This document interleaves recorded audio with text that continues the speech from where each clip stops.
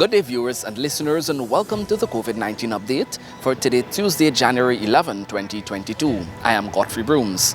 Soon, we will be speaking with the Minister of Health, Dr. Frank Anthony, more on the booster doses and the operability of vaccination sites. The Ministry of Health has issued a revised booster schedule which says that persons should receive a booster shot after receiving both doses of the COVID vaccine after 5 months.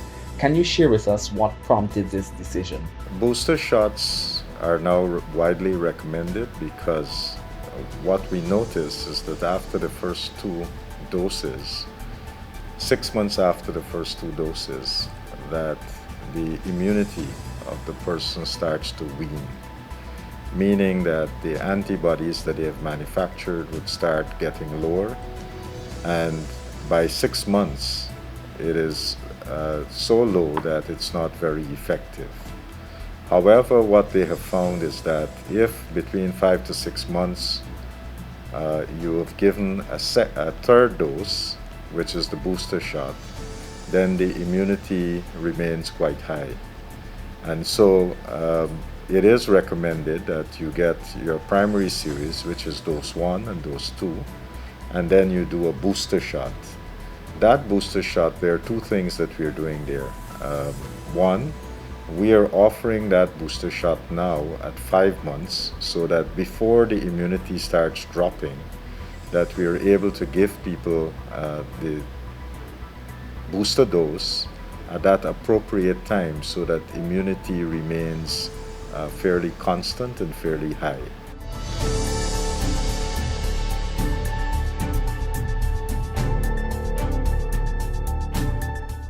No, long COVID, we have a task force, meaning persons from different specialities in medicine coming together to work to identify these cases and also to work with those patients. Persons who were infected with the Delta variant seem to have a wide array of symptoms because Delta affected many organs.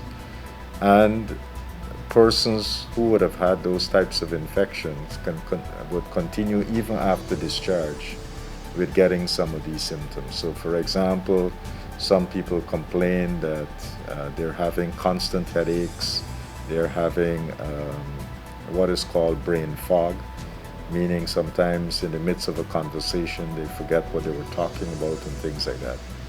But a lot of these things have been associated more with Delta. Because Omicron is so new, we're not sure what the outcome might be in terms of long COVID. And it has just been from the 24th of November when the first cases were talked about to now. That's a relatively short period of time. But we'll continue to monitor to see whether or not Omicron, people infected with Omicron, whether they'll be presenting with symptoms of long COVID. And if they do, then the team would have to manage those patients. But right now, the long COVID patients that we have been managing are predominantly those who would have had the Delta variant infection. Minister, from your answer, the CDC, the US CDC, would have done a recent study and it found that children and teens 18 years and under, if they had COVID, there is a correlation between them having COVID or had COVID and developing diabetes. Could you shed some light on this? One of the things that we knew with COVID is that even if you were predisposed to diabetes, you had risk factors for diabetes, then in some instances, after an infection, people actually then presented with diabetes. Because again, COVID can affect many systems in your body. And one of the systems in this case that it affected is the endocrine system. So there wasn't any big surprise there in terms of how it would work. But we have seen people who were at risk for COVID, for diabetes, after the infection and after they got COVID, and they got better from COVID, then remained with diabetes. So that's something that we have seen in some patients, and there are other conditions too, where people were at risk, but after the infection that they got these different diseases.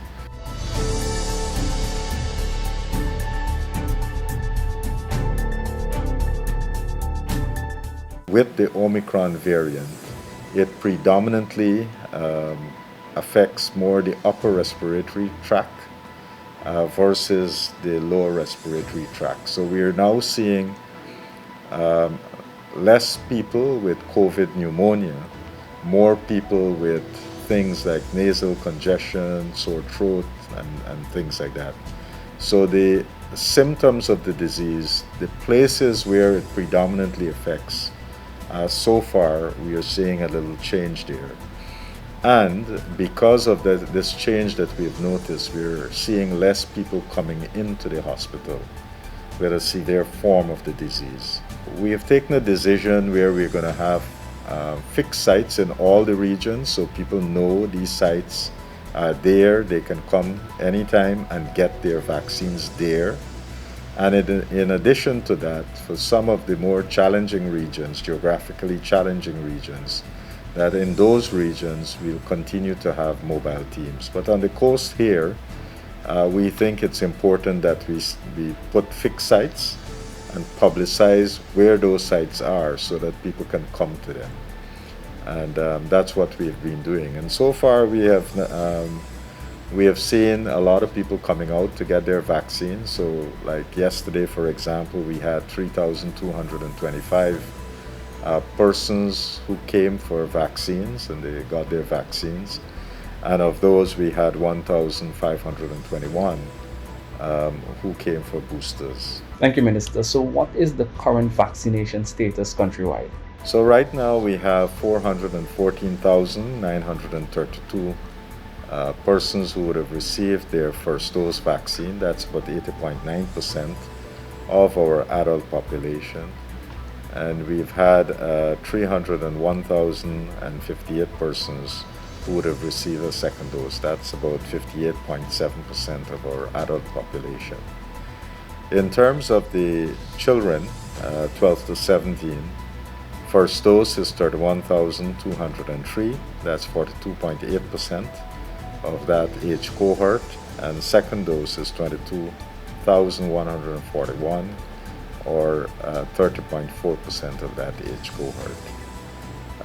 Boosters continue to go up, and so we've had, over the last 24 hours, we've had a number of persons coming to get their boosters, and that number is now at 18,982 persons receiving their booster shots. And that's it for the COVID-19 update. For more information, you can visit the Ministry of Health's website at health.gov.gy, DPI's website, dpi.gov.gy, and our social media platforms.